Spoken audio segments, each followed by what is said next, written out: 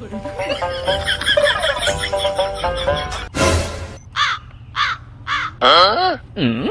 সমস্যা ভাই? ভাই এই ঠিকানাটা বললে একটু উপকার হতো। মানা নাকি? হ্যাঁ ভাই ঠিকই বলছেন, আমি একটু চোখে কম দেখি তো।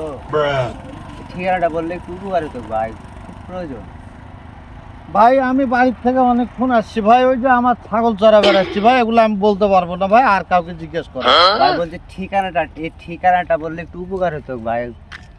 ভাই এগুলো আমি বুঝি না ভাই, আমি আমি এগুলা অশিক্ষিত মানুষ ভাই, আমি ছাগল বেড়াচ্ছি, আপনি অন্য কাউকে জিজ্ঞেস করুন ভাই। এই শালা মনে হয় কাজ শুনবি ভাই। না এর দ্বারা হবে না, যাই। শালা বয়রা, আমি এক খানার খানা, ওই শালা আরো বয়রা। যাই সামনে যদি লোক টোক থাকে তো জিজ্ঞাসা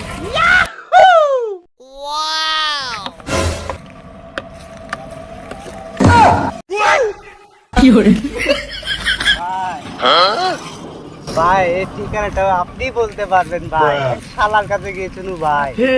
ভাই আমি যেটা বলছি তার উল্টা উত্তর দিতে ভাই, শুনতে পাই না ভাই। ভাই এটা একটু ঠিকানাটা বলে একটু, আমার জলদি একটু কাজ আছে ভাই। শালা কথা কয় না কেন? ভাই কি রে, লোকটা এই কানা নাকি? কার সাথে কথা কয় রে? ভাই ভাই আপনার কি সমস্যা? এটা তো গাছ, আপনি কাঠ খুঁজতেছেন, কিছু দরকার হলে আমাকে বলেন। এটা গাছ।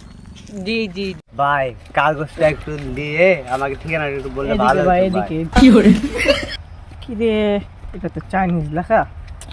লোকটাও যখন করছে ওকে একটা ঠিকানা দিই। এটার মানে হলো চিচিং পংকে, মানে আপনাকে সোজা যাইতে হবে। চলেন আমার সাথে।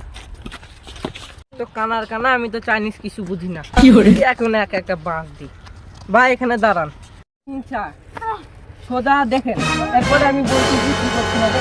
ওই সোজা দেখেন, সোজা দেখেন। বন্দি করলো কি রে?